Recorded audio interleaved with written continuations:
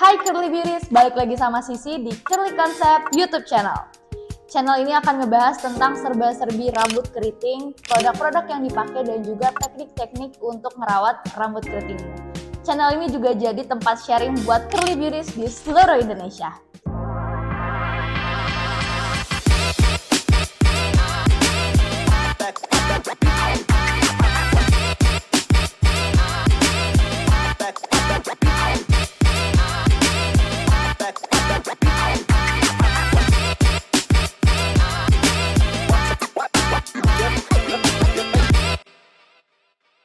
Punya rambut keriting itu kayak love-hate relationship nggak sih?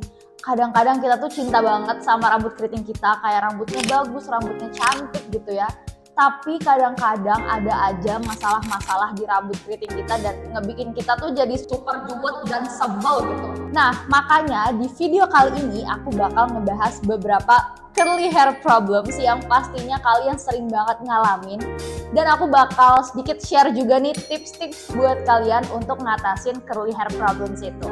So, ayo kita belajar bareng. Curly problems yang pertama adalah frizzy.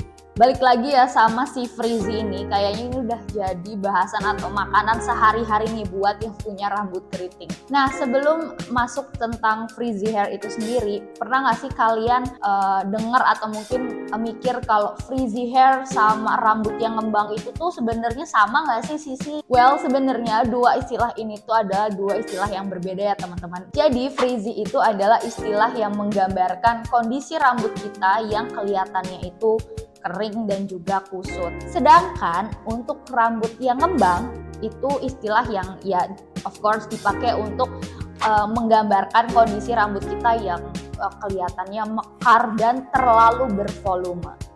Tapi ada catatan ya. Sebenarnya bagi kita yang punya rambut keriting itu kita juga punya yang namanya volume alami yang memang udah ada di rambut kita gitu. Jadi selagi rambut kita itu ngembang tapi masih terdefinisi dengan baik, artinya rambut keriting kalian tuh masih dikategorikan rambut keriting yang sehat secara alami. Ngomong-ngomong soal frizzy, rambut keriting itu memang terkenal lebih frizzy nih dibandingkan dengan tipe rambut lainnya, misalnya dengan tipe rambut yang lurus. Kenapa? Kenapa rambut kita tuh malah terkenalnya lebih frizzy gitu? Jadi teman-teman, rambut kita itu menghasilkan yang namanya minyak alami yang disebut dengan sebum. Nah, ketika minyak rambut itu dihasilkan dari kulit kepala kita, harusnya minyak rambut itu terdistribusi secara merata ke rambut kita. Di rambut keriting, ketika minyak alami atau sebum itu dihasilkan dari kulit kepala, itu akan lebih sulit untuk terdistribusi dengan merata. Karena rambut kita itu kan bentuknya melengkung-lengkung ya teman-teman, bentuknya itu spiral gitu.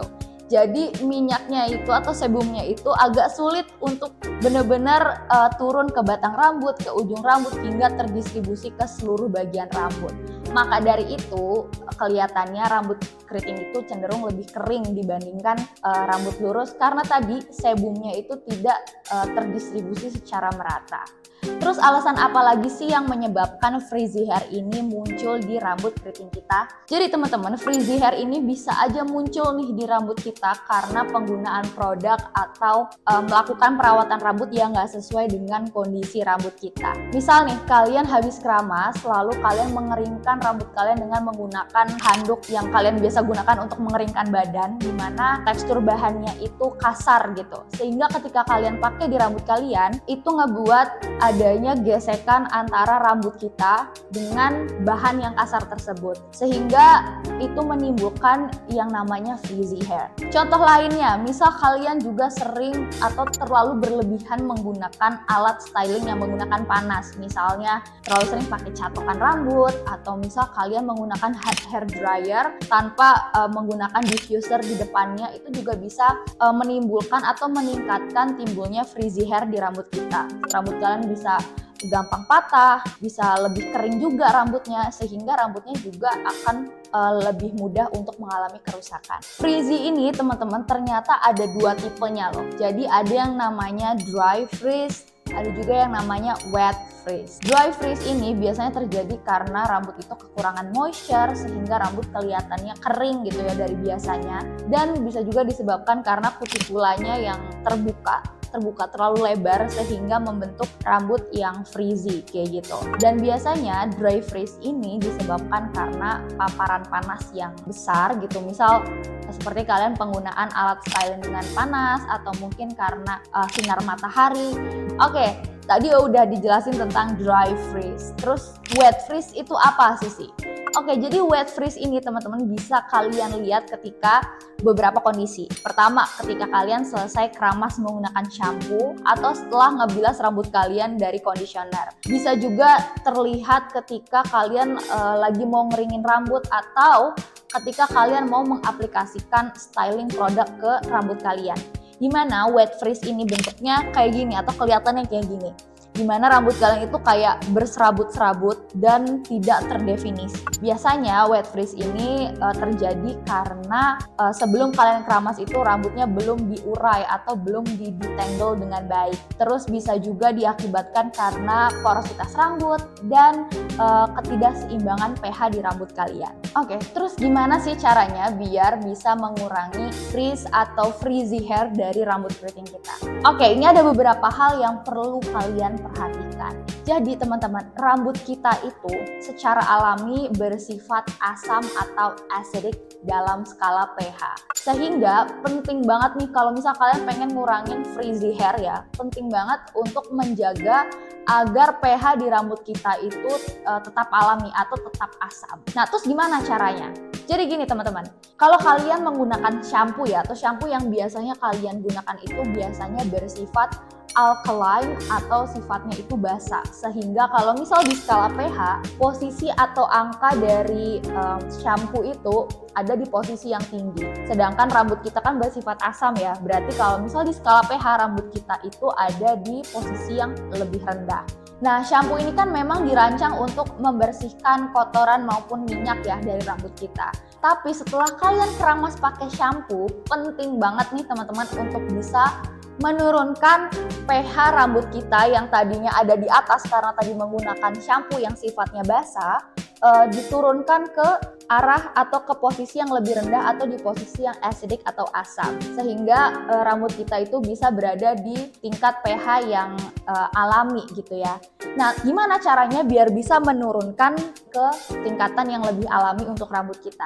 Nah, caranya adalah dengan menggunakan conditioner. Jadi penting banget ya buat teman-teman nih yang punya rambut keriting, kalau udah keramas pakai shampoo, jangan lupa untuk pakai conditioner. Jadi conditioner ini sama seperti kondisi alami atau pH alami dari rambut kita. Sehingga conditioner ini bisa ngebantu untuk menurunkan pH ke tingkat yang lebih asam, bisa menutup kutikula rambut kita juga, sehingga itu bisa ngebantu untuk ngurangin yang namanya wet frizz. Nah, tapi kalau misal kalian pengen ngurangin yang namanya dry frizz, kalian bisa melakukan beberapa treatment untuk bisa menambah moisture di rambut kalian, misalnya kayak deep conditioning dan lainnya. Curly problems yang kedua adalah tangles.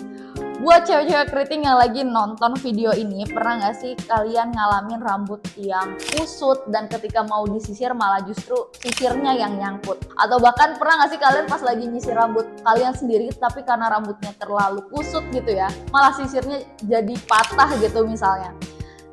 Don't worry girls, karena aku juga pernah ngalamin itu dan cukup sering sih sebenarnya. Ketika mau nyisirin rambut atau pas mau ngedetangle rambut gitu ya, justru sisirnya yang malah nyangkut di rambut aku sendiri. Nah, it's okay karena you're not alone, aku juga ngalamin itu ya teman-teman. Tapi mungkin pertanyaannya nih untuk curly problems yang nomor 2 ini, kenapa sih rambut kita itu sering banget ngalami yang namanya tangles ini? Alasan yang pertama, rambut keriting itu bentuknya kan melengkung ya teman-teman, bentuknya melengkung dan juga bentuknya spiral di sepanjang batang rambutnya, sehingga menyebabkan antara helaian satu dengan helaian lainnya itu saling mengunci atau terlilit satu sama lain. Alasan yang kedua, karena kutikula rambut kita. Kutikula rambut itu adalah lapisan terluar dari batang rambut kita. Pada rambut keriting, bentuk kutikula rambut kita itu bentuknya oval dan cenderung melengkung. Dan pada rambut keriting, kutikulanya itu seringkali terangkat dan gak rata. Helaian rambut kita pun juga saling berdekatan satu sama lain, menyebabkan antara helaian rambut kita tuh bisa saling terlilit satu sama lain dan akhirnya membentuk simpul atau tangles tadi.